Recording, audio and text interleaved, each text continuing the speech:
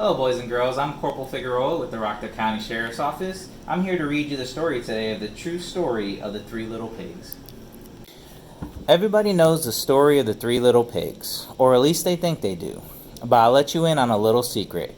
Nobody knows the real story because nobody has ever heard my side of the story. I'm the wolf, Alexander T. Wolf, but you can call me Al. I don't know how this whole big bad wolf thing got started, but it's all wrong. Maybe it's because of our diet. Hey, it's not my fault wolves eat cute little animals like bunnies and sheep and pigs. That's just the way we are. If cheeseburgers were cute, folks would probably think you were big and bad too. But, like I was saying, the whole big bad wolf thing is all wrong. The real story is about a sneeze and a cup of sugar. This is the real story. Way back in once upon a time, I was making a birthday cake for my dear old granny. I had a terrible sneezing cold, and I ran out of sugar. So I walked down the street to ask my neighbor for a cup of sugar.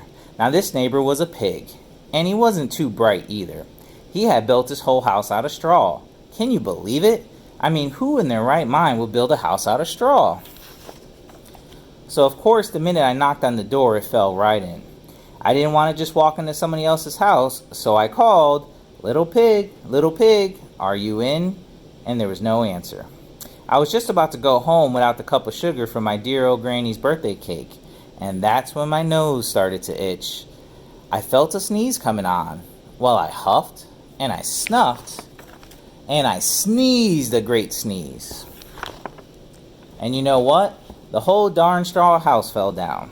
And right in the middle of the pile of straw was the first little pig, dead as a doornail. He had been home the whole time. It seemed like a shame to leave a perfectly good ham dinner lying there in the straw, so I ate it up. Think of it as a big cheeseburger just lying there. I was feeling a little bit better, but I still didn't have my cup of sugar. So I went to the neighbor's house. This neighbor was the first little pig's brother. He was a little bit smarter, but not by much. He had built his house of sticks. I rang the bell in the stick house. Nobody answered. I called, Mr. Pig, are you in? He yelled back, go away, wolf. You can't come in. I'm shaving the hairs on my chinny chin chin. I had just grabbed the doorknob when I felt another sneeze coming on. I huffed, and I snuffed, and I tried to cover my mouth, but I sneezed a great sneeze.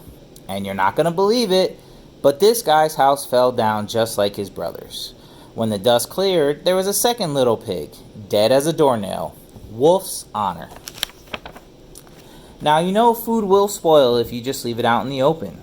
So I did the only thing there was to do. I had dinner again. Think of it as a second helping. I was getting awfully full, but my cold was feeling a little better. And I still don't have that cup of sugar for my dear old granny's birthday cake. So I went to the next house. This guy was the first and second little pig's brother. He must have been the brains of the family. He had built his house of bricks. I knocked on the brick house. No answer. I called, Mr. Pig, are you in? And do you know what the rude little porker answered? Get out of here, wolf. Don't bother me again.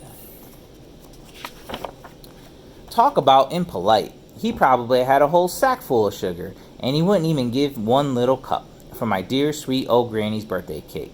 What a pig. I was just about to go home and maybe make a nice birthday card instead of a cake when I felt my cold coming on. I huffed, and I snuffed, and I sneezed once again. And then the third little pig yelled, and your old granny can sit on a pin. Now, I'm usually a pretty calm fellow, but when somebody talks about my granny like that, I go a little crazy.